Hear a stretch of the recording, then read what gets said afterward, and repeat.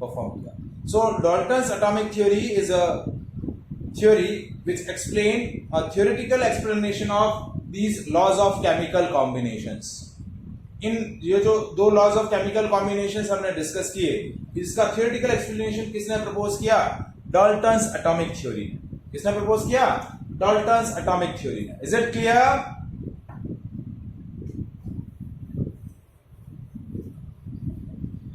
So now we'll discuss the postulates of Dalton's atomic theory.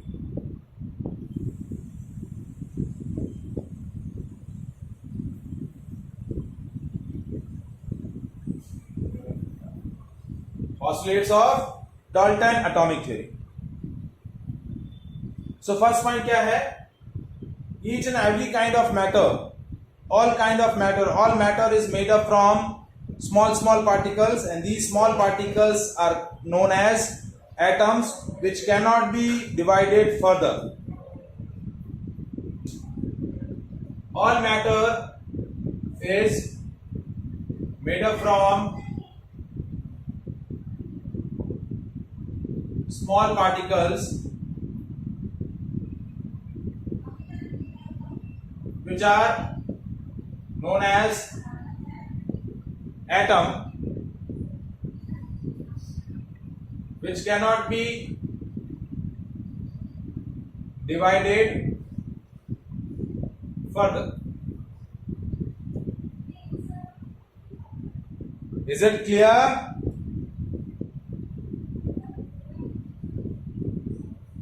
Second point, in a chemical process or in a chemical reaction, atoms cannot be created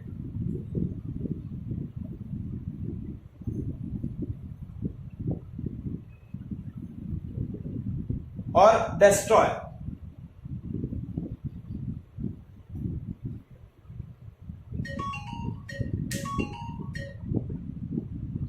Cannot be created और destroy. ना तो आप इसको create कर सकते हैं, ना ही क्या कर सकते हैं, डिस्ट्रॉय कर सकते हैं. तो ये जो सेकंड पॉइंट है, ये सेकंड पोस्टुलेट, ये आपके law of conservation of mass का थ्योरेटिकल एक्सप्लेनेशन हो गया. Next point, all the atoms of given element, all the atoms of given element are identical in all respect. एक एलिमेंट, हमने element के लिए क्या डेफिनेशन दिया है? It is a kind of pure substance which is made up from same type of particles which are known as atom. तो atom elements क्या consist करते हैं? Same type of atoms. They are identical in size, they are identical in mass, they are identical in chemical properties, they are identical in all the respect. But atoms of different elements are different. Atoms of different elements are different in all respect. Different atoms होंगे, जैसे hydrogen और oxygen के atom हैं, तो वो masses में भी different होंगे, साइज वाइज भी डिफरेंट रहेंगे, केमिकल प्रॉपर्टीज वाइज भी क्या रहेंगे? डिफरेंट रहेंगे. तो एटम्स ऑफ गिवन एलिमेंट्स, एक एलिमेंट के सारे एटम्स आइडेंटिकल होंगे, बट डिफरेंट एलिमेंट्स के एटम्स डिफरेंट रहेंगे. Is it clear?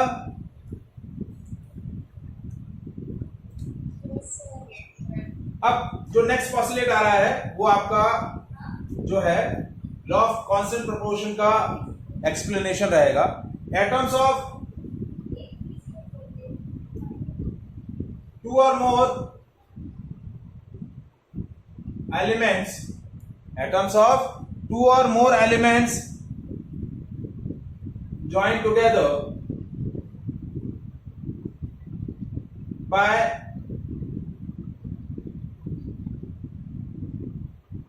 chemical combination in fixed proportion.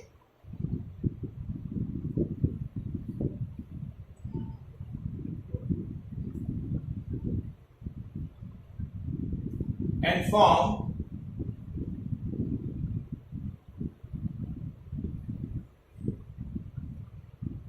Compound molecule, मैंने दो पॉसिबिलिटी एक साथ कर लिए हैं.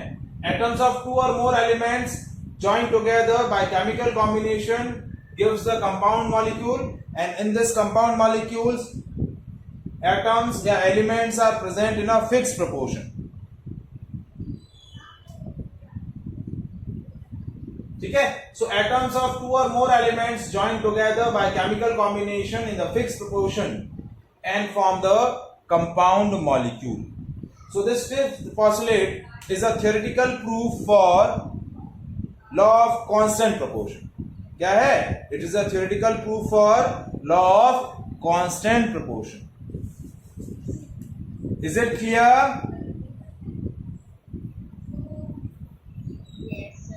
ठीक है. अब इस थ्योरी के जो मेरिट्स हैं, उस थ्योरी की एडवांटेज क्या है? पहला एडवांटेज मैंने आपको एक्सप्लेन किया कि जो हमने laws of chemical combination propose किए, उन लॉज ऑफ केमिकल कॉम्बिनेशंस का एक थ्योरेटिकल प्रूफ जो है वो क्या है? Dalton's atomic theory. और दूसरा जो मेन एडवांटेज है इस थ्योरी का वो क्या है कि ये थ्योरी आपकी एलिमेंट की जो बेसिक पार्टिकल है, बेसिक एंटिटी है एटम, और कंपाउंड की जो बेसिक एंटिटी है मॉलिक्यूल, उसको डिस्टिंग्विश करती है. एटम अलग पार्टिकल होता है, मॉलिक्यूल अलग पार्टिकल होते हैं. एटम जो होते हैं, these are the particles present in an element and molecules are present in the compound. तो एटम और मॉलिक्यूल दो अलग अलग टाइप के पार्टिकल हैं, उनको डिस्टिंग्विश इस थ्योरी के थ्रू सबसे पहले किया गया. तो these are the two important advantage of Dalton's atomic theory. Is it clear?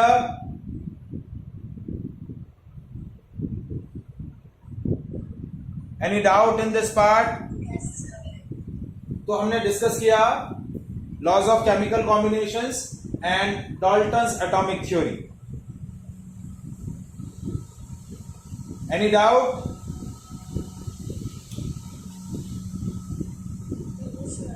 अब हम वन बाय वन डिस्कस करते हैं. एटम क्या होता है, सिंबल्स ऑफ एटम्स क्या होते हैं, एटॉमिक मास क्या होता है, फिर मॉलिक्यूल क्या है, मॉलिक्यूलर मास क्या होता है. तो ये सारा हमें इस चैप्टर के अंदर डिस्कस करना है. फिर आयंस क्या होते हैं.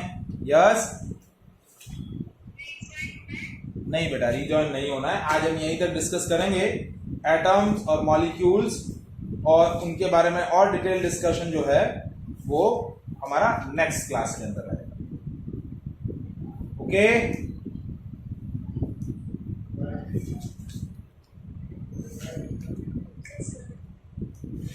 चलिए. So that is all about the today's session. Okay, thank you.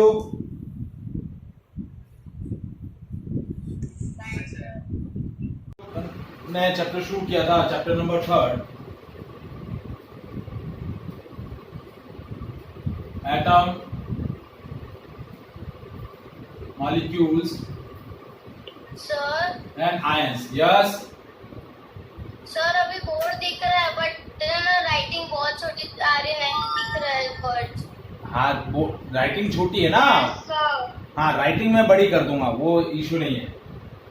Hand writing बड़ा कर देंगे, वो तो मैंने. ठीक है. सो हम लोगों ने लास्ट सेशन के अंदर डिस्कस किया लॉज ऑफ केमिकल कॉम्बिनेशंस और डिस्कस किया about the Dalton's atomic theory. अब आज हम डिस्कस कर रहे हैं एटम के बारे में. What is an atom, what are the characteristics, what are the symbols of an atoms and elements. ठीक है. What is the atomic mass. तो इन सब चीजों के बारे में आज हम डिस्कस करने वाले हैं. मॉलिक्यूल्स क्या होते हैं, टाइप्स ऑफ मॉलिक्यूल्स क्या हैं, तो ये थोड़ा सा हम आज इसके बारे में डिस्कस करेंगे. ठीक है. So what is an atom. What is an atom. It is a smallest particle. It is a smallest particle of matter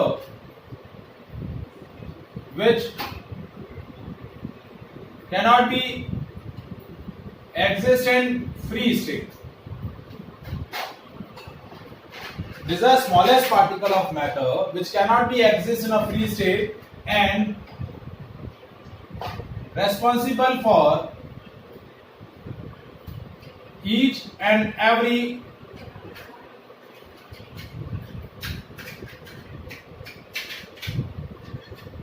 chemical chain.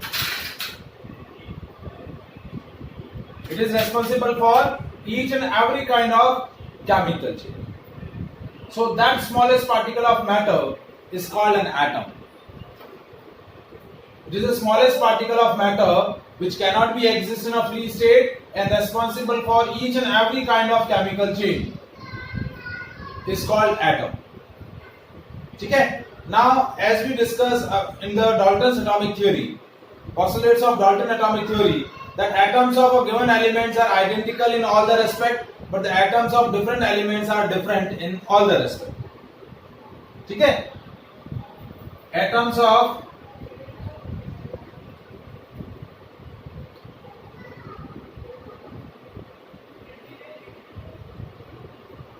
same element are identical, but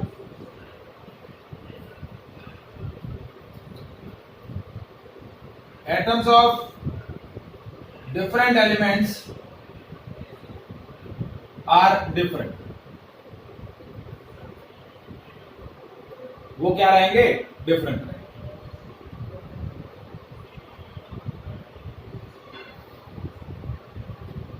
Is it clear?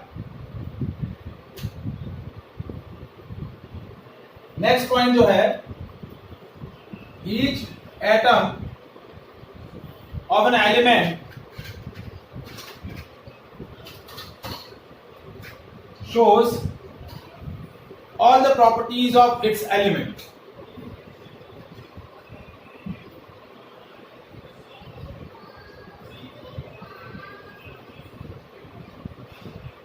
वो element की सारी properties क्या करेगा? Shows करेगा. क्या करेगा? Show करेगा. जो भी उस एलिमेंट की प्रॉपर्टीज होंगी वो सारी प्रॉपर्टीज उस एलिमेंट का एटम जो है वो क्या करेगा? शो करेगा. Is it clear?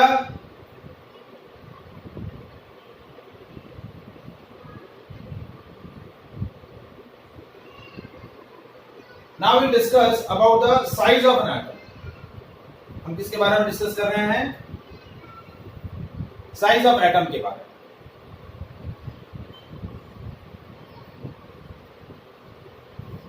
Size of an atom.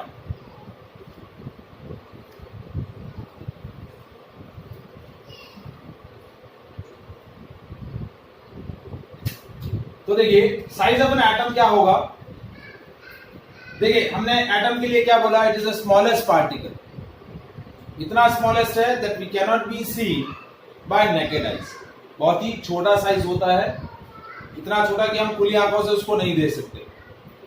ठीक है. For that we are not use even ordinary microscope. हमें क्या चाहिए? एडवांस माइक्रोस्कोप, इलेक्ट्रॉनिक माइक्रोस्कोप की रिक्वायरमेंट होती है. ठीक है. क्योंकि एटम की जो साइज रहती है that is a range of 1 nanometer. किस रेंज का रहता है? 1 नैनोमीटर के रेंज का रहता है. 1 नैनोमीटर इज 10⁻⁹ मीटर. इतना स्मॉल साइज होता है आपके एटम का. तो that is a radius of an atom. Atom को हम स्फेरिकल कंसीडर कर सकते हैं और उस स्फेयर की जो रेडियस होगी that is of range of 1 nanometer. तो इतना स्मॉलर साइज है तो सिंपल खुली आंखों से तो देखना पॉसिबल भी नहीं है. ठीक है. साथ में हम यदि बात करें सिंपल माइक्रोस्कोप की या हमारी मैग्नीफाइंग ग्लास की बात करें तो उससे भी हम एटम को क्या कर सकते हैं? नहीं देख सकते. For that we have required electronic microscope. Advance microscope हमें रिक्वायर्ड होगा एटम को ऑब्जर्व करने के लिए. Is it clear?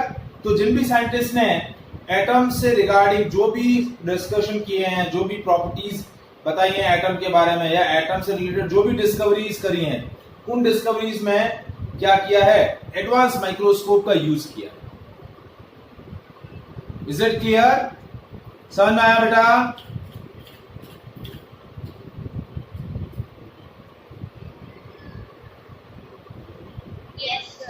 ठीक है. मतलब 1 नैनोमीटर और उससे भी स्मॉलर साइज के होते हैं. कुछ इससे बड़े भी होंगे. Different elements has a different size. मतलब डिफरेंट एटम्स, यदि डिफरेंट एलिमेंट्स के एटम डिफरेंट है तो वो डिफरेंस जो है वो काफी सारी प्रॉपर्टीज के अंदर, शेप, साइज, उनका कलर, उनकी फिजिकल प्रॉपर्टीज, उनकी केमिकल प्रॉपर्टीज, ये बहुत सारे पॉइंट्स हैं जिनमें वो एक दूसरे से क्या करते हैं, डिफर करते हैं। ऑन एवरेज हम ऐसा बोल सकते हैं कि एटम का साइज जो होता है वो नैनोमीटर रेंज का रहता है। क्या रहता है? नैनोमीटर रेंज का। Is it clear? Any doubt? Yes, sir. ठीक है, now will discuss symbol of an atom.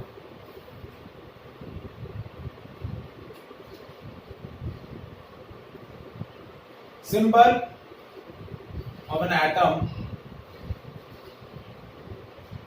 Of element. हम बात करें symbol of an atom of an element, या फिर हम बात करें सिंबल ऑफ एलिमेंट, एक ही बात है। ठीक है, अब हम किसी भी एलिमेंट को या किसी भी एलिमेंट के एटम को कैसे रिकॉग्नाइज करेंगे? तो we can recognise it by its symbol. कैसे रिकॉग्नाइज करेंगे? उसके सिंबल से। तो सबसे पहले एलिमेंट्स के या एटम्स के सिंबल के लिए सबसे पहला जो वर्क किया था वो किया था डाल्टन ने। किसने? डाल्टन ने। डाल्टन ने क्या किए? कुछ स्पेसिफिक क्या करे, ज्योमेट्रिकल फिगर्स बनाए एटम्स को रिप्रेजेंट करने। किसको रिप्रेजेंट करने के लिए? एटम्स को रिप्रेजेंट करने के लिए। ठीक है, जैसे गोल्ड के लिए, ये सल्फर के लिए, लेड के लिए, इस तरीके से अलग अलग क्या करे, सिंबल्स बनाए इस तरीके से स्फेरिकल शेप के। ठीक है, मरकरी के लिए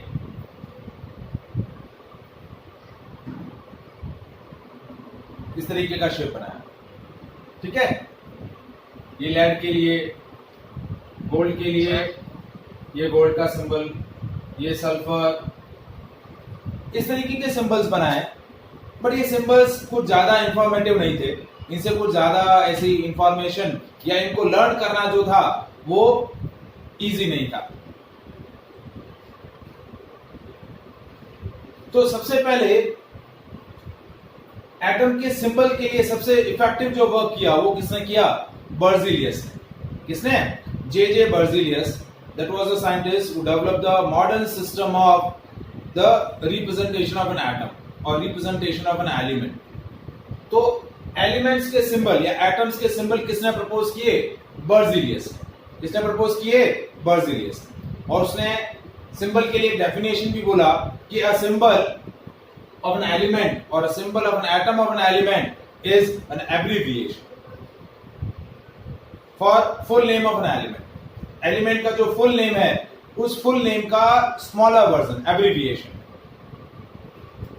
ठीक है, so how can we define a symbol? ठीक है, a symbol is an abbreviation for full name of an element. उसका जो फुल नेम है उसका स्मॉलर एब्रिविएशन जो है वो क्या बोला जाता है? सिंबल। अब एलिमेंट्स के सिंबल असाइन करने के लिए कुछ रूल्स दिए गए, तो वन बाय वन हम वो रूल्स डिस्कस करते हैं। Rules for assigning the symbols.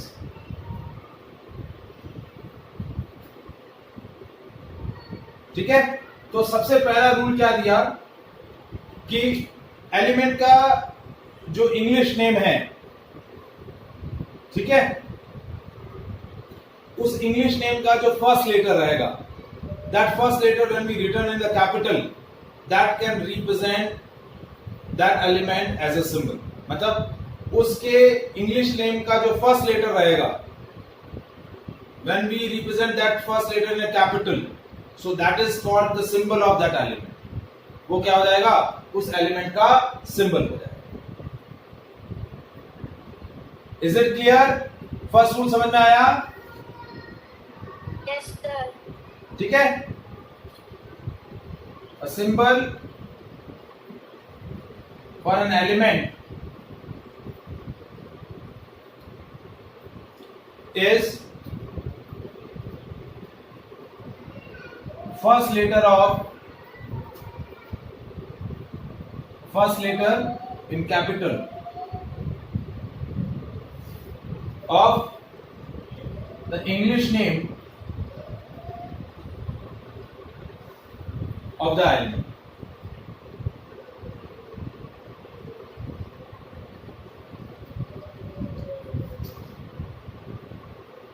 जैसे इंग्लिश नेम और उसका सिंबल, कुछ एग्जांपल मैं दे रहा हूं यहाँ आपको। जैसे इंग्लिश नेम है हाइड्रोजन, तो सिंबल क्या दिया गया? Capital H. बोरॉन, सिंबल क्या दिया गया? Capital B. ऑक्सीजन, सिंबल क्या दिया गया? कैपिटल ओ। देन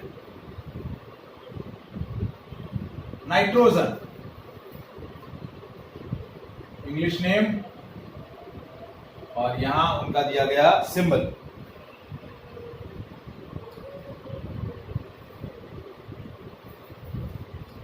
दिख रहा है आप सब लोगों को?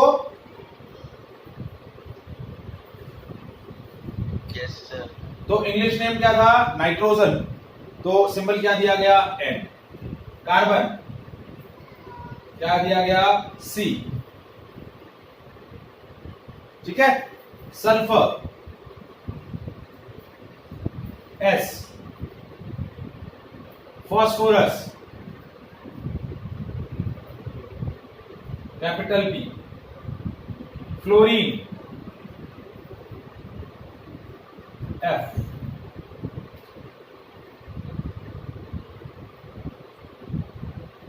सेकेंड रूल क्या था?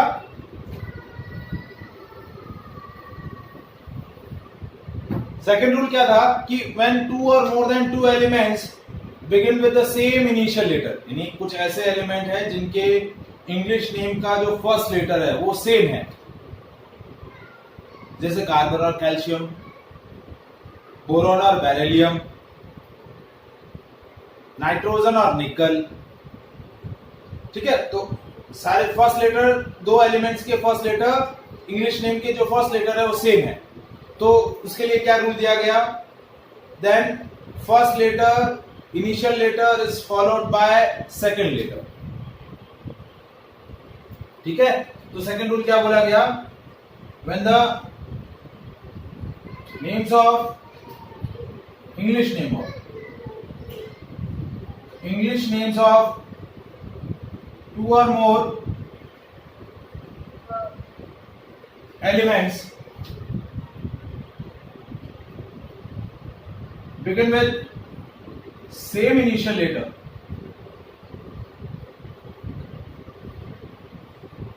then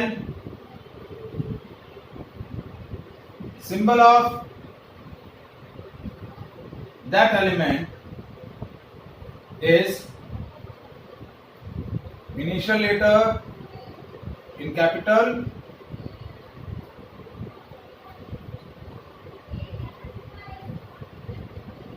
followed by next letter.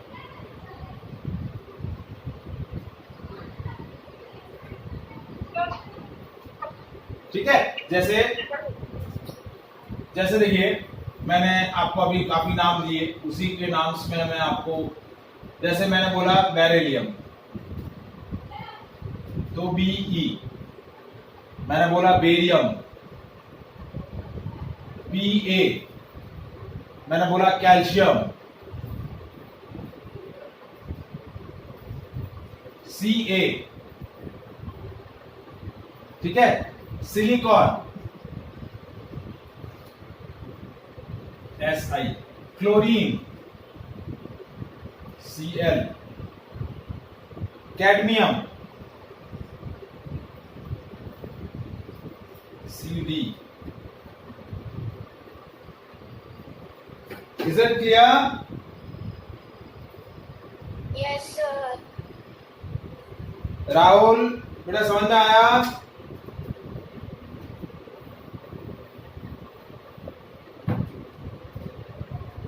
ना रूल नंबर थर्ड रूल क्या था? Symbol of the some elements are derived from their Latin name. Symbols of some elements are derived from their Latin name. English name नहीं है, उनके Latin name से उनका symbol assign किया गया.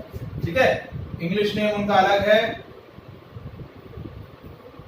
Latin name उनका अलग है, और लेटिन नेम के बेसिस पे उनका सिंबल असाइन किया गया. जैसे मैं बात करूं सोडियम, सोडियम का सिंबल SO नहीं होता, सोडियम का सिंबल होता है Na, N कैपिटल में और A स्मॉल में, और इसका लेटिन नेम क्या है? नेट्रियम. पोटेशियम, पोटेशियम का सिंबल होता है K. क्या होता है? K. तो उसका लेटिन नेम है कैलियम. कॉपर, कॉपर का सिंबल Cu. Cu क्या रहता है? क्योंकि उसका लेटिन नेम क्या है? क्यूप्रम.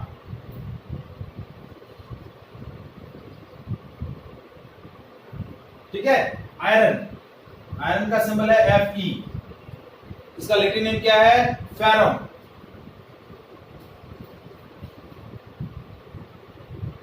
ठीक है. गोल्ड, गोल्ड का लेटिन नेम है ऑरम, तो इसका सिंबल Au. इसी तरीके से मैं बात करूं, नीचे एक और लिख देते हैं. चलिए, सिल्वर, सिल्वर का लेटिन नेम होता है अर्जेंटम. Ag. एक और नेम है लास्ट,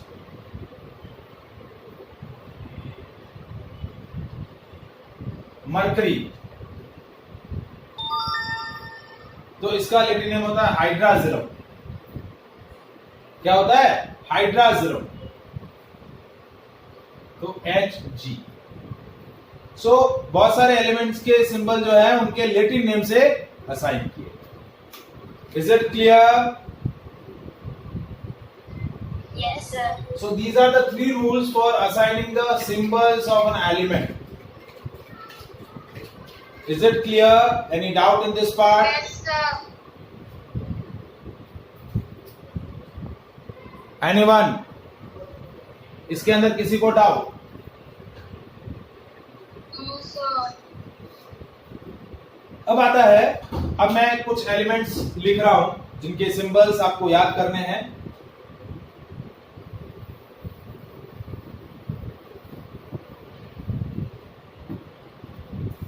ठीक है. Hydrogen, helium, lithium, beryllium, boron, carbon, nitrogen, oxygen, fluorine,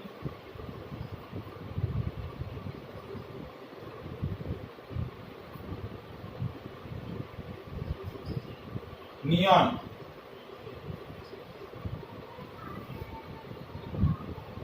ठीक है. Sodium,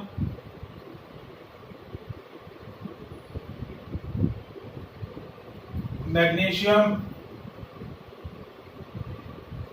aluminium, silicon,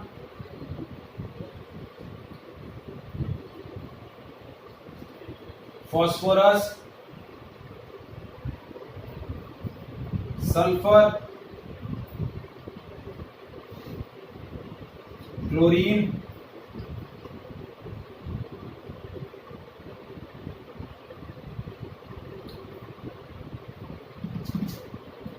argon.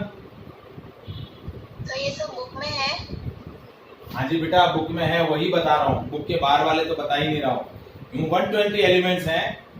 ठीक है. लेकिन आपको कुछ 30-35 जैसे याद करने हैं. ठीक है. आयरन के बाद पोटेशियम, कैल्शियम।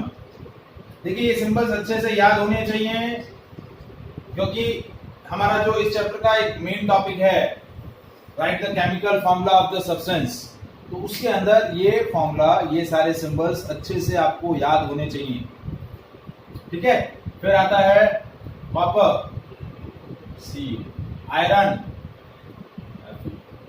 ठीक है, silver, Ag, gold, Au, mercury, barium, cobalt, CO, निकल, Na, ठीक है, जिंक। ये मैं वो लिख रहा हूं जो रेडियली पूछे जाते हैं, ठीक है, ऐसे नहीं लिख रहा हूं जो ये ऐसे हैं जो रैंडमली आपको पूछे ही जाएंगे। क्रोमियम, सर यस सर, लेकिन इस बार तो सिर्फ 30 to 35 आएंगे ना, या पूरा का ना ना ना ना, ये जो मैं बता रहा हूं उसमें से ही आएगा। Okay sir. ब्रोमीन, आयोडीन, ये अभी के लिए नहीं, नेक्स्ट ईयर 10th में भी इससे बाहर नहीं आने वाला है, बट इतने भी ऐसा यूं नहीं है कि कम नहीं है, इतने भी लर्न करोगे तो मोर देन इनफ है। ठीक है, आयोडीन का क्या लिखा है? आयोडीन का आई, और सर ये क्रोमियम का? क्रोमियम का CR। Okay sir. Is it clear? Yes, sir. तो these are the symbols of an element.